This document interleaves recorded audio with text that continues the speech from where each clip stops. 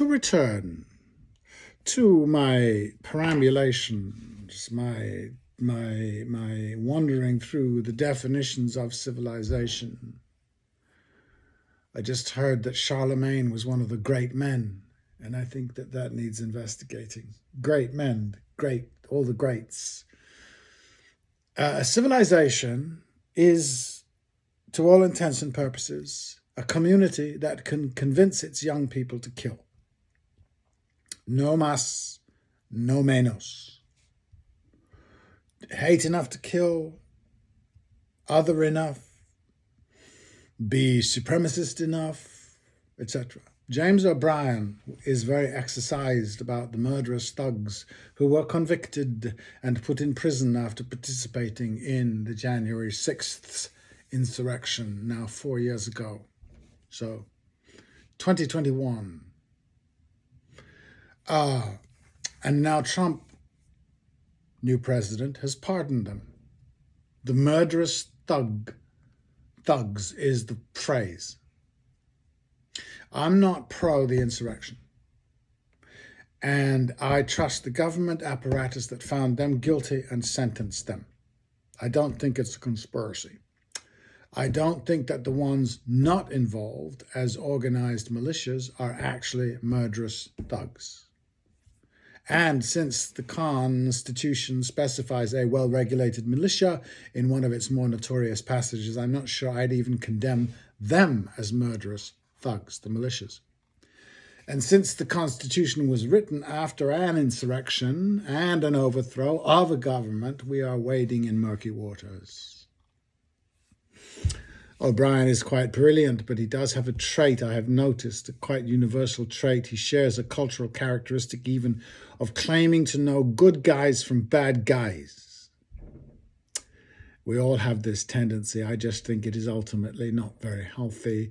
He was not at the Capitol on January the 6th. He was not at the trials of the 1500. I can imagine that whoever conducted the trials might frame that day as a day of treason and the participants as treasonous. Militias, Proud Boys, armed or not, seem to be a part of how America defines itself. However, let's be honest, I was and I am still a fan of the Black Panthers, who worked with guns ingeniously and wrote terrific books, and of Black Lives Matter, often used by the right as the classic what about. I can see how I interpreted the Black Lives Matter riot/protests rather like the terrorism/resistance thing. People get angry, they get together, and then they get nasty. Both sides. Now, I have to confess, and it's all because it's just the limitations of television.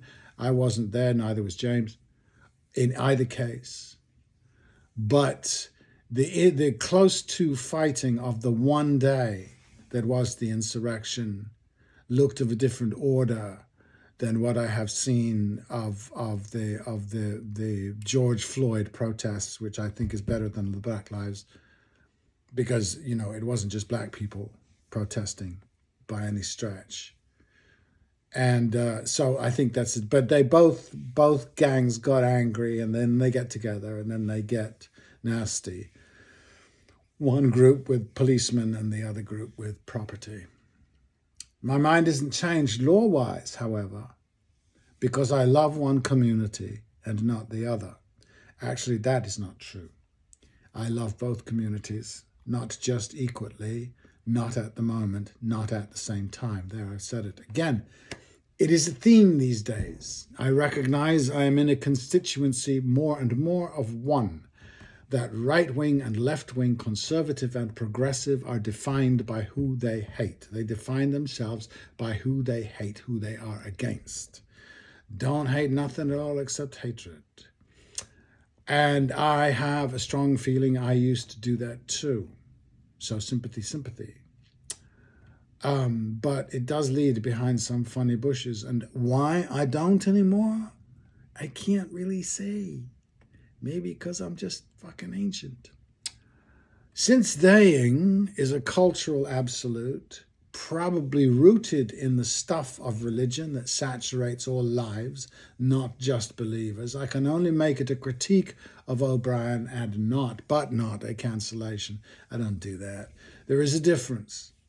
Like Hitchens and his absolutes, and O'Brien might be in that league to me, I'd joyously argue with either on these particular fields of praise. James lives, as he confesses, in a world of exploiters and their exploited. I was at an anti-racist rally in Hyde Park in the 80s, a generation ago. Hundreds of thousands, we were told. The MC of the gig, it was one of those things where a bunch of bands come out and play. The MC of the gig said, between bands, we just heard the National Front is gathering in Brockton Park. Let's go over there and do 'em. I felt 100,000 potential murderous thugs lurch onto the right foot when Tom Robinson, that marvelous musician, came out, took the mic and said, people, that is not who we are. Oh, that the Democrats had done that. Then started playing, and the murderous mood vanished. Now, the country has just re-elected the Hyde Park MC. America has. That's Trump. Is like the Hyde Park. Let's go over there and do him. That's kind of what he said that day. O'Brien will sit snug in his eyrie and do his I am gobsmacked act about who could elect an abusive felon and why, and fall back on the mystified that it's against their own best interest, when clearly it isn't. They know their own best interest, not knowing who the they are except the ones who occupy the hell he carries in his own head, about whom he manifests no curiosity, having created them so well to balance his universe of the evil and the virtuous, the they of 72 million murderous thugs. And we, the jury, seem to agree, oh well. He is young yet, one day see that Hamas rage and butchery has been teased at for a century by you-know-who, by them, whom most of us thought were virtuous as driven snow. We needed someone to be, guilty as we are, of our own hundreds of occupations of hundreds of Gazas, and now our virtuous have committed a uniquely awful atrocity. In response, we are hoisted by our own guilt and send the weapons to do these unspeakable things. How fascistic will Britain and America need to be to wash their totally complicit hands now? How Pilate, how Roman, the fatherland of our civilization. It isn't just Netanyahu avoiding criminal charges, it is us. I hope I'm wrong, but I think the ceasefire will break down. Israel will continue until no one is left, or the remnants will walk a trail of tears to Sinai, just like America taught everyone to do.